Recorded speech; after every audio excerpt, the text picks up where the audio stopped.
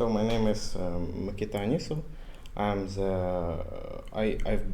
I've been a student of Lithuanian Maritime Academy and Kherson State Maritime Academy, and I've had a practice at sea for 12 months as a cadet and as an OS. Yeah, it was really quite an experience for me, as I faced a lot of things first time, and I guess I succeed. It was a huge amount of some knowledge, some experience I have obtained during these 12 months, since it was only 1 year, so I guess it's really Huge.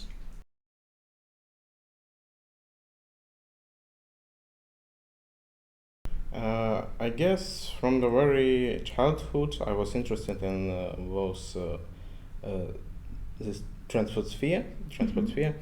I was interested in vessels, their types, their purposes, how this operation, loading and discharging are conducted. Especially, I was born in Mykolaiv city. It's a port city in the southern part of Ukraine, and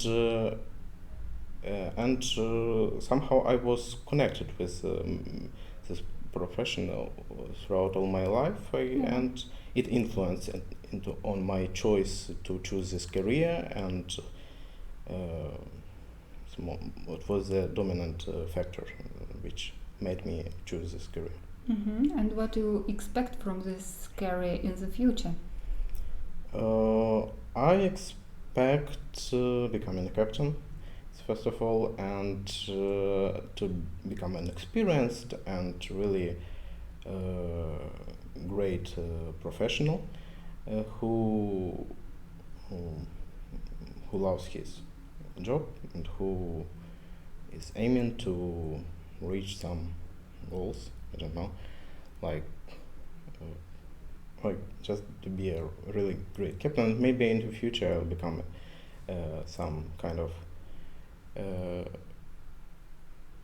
It's very nice to be a captain. It's very good, yeah.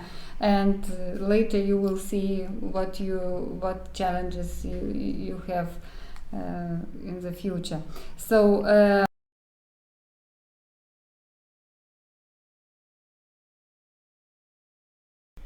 I guess I'd like to say it's not very same as the typical week on land, but actually it's very important for us these weekends, Saturdays and Sunday, but mostly at sea we divide our week onto days at sea and days at port, because in fact all days we spent at sea are quite similar. Nothing special happens interesting, except for some cases. Some routine work. Routine work, tasks. yeah, both at sea and port, but I mean it varies differently. Some we may have some watches at sea, and on at port we have additional some job, maybe somehow even more complicated and more exhausting, but it varies from vessel to vessel. Okay, so.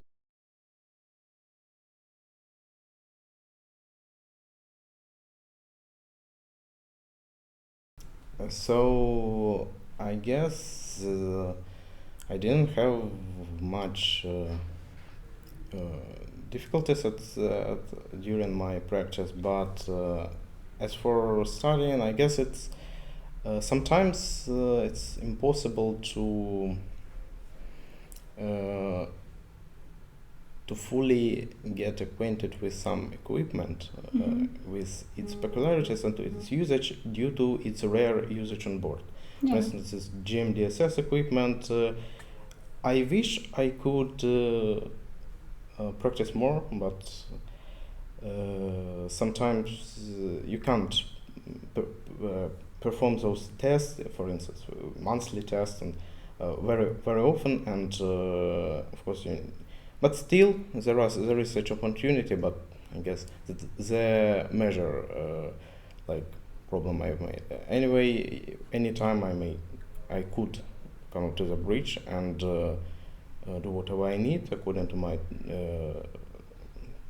record book, training record book, and I didn't have any problems. As for achievements, yes, I guess I was really good at knowledge of stability of the vessel because I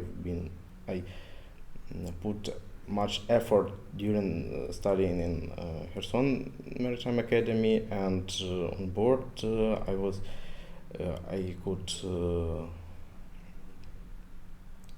perform some calculation by myself, like without any devices, any computer help, and I'm proud of it.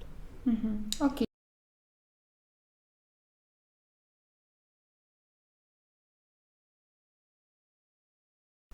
I guess it hugely depends on the voyage peculiarity, the length, the duration of your contract, and many other factors. But of course, it's a good idea to have a mentor on board and to, I guess, it influence positively on seafarers. Okay.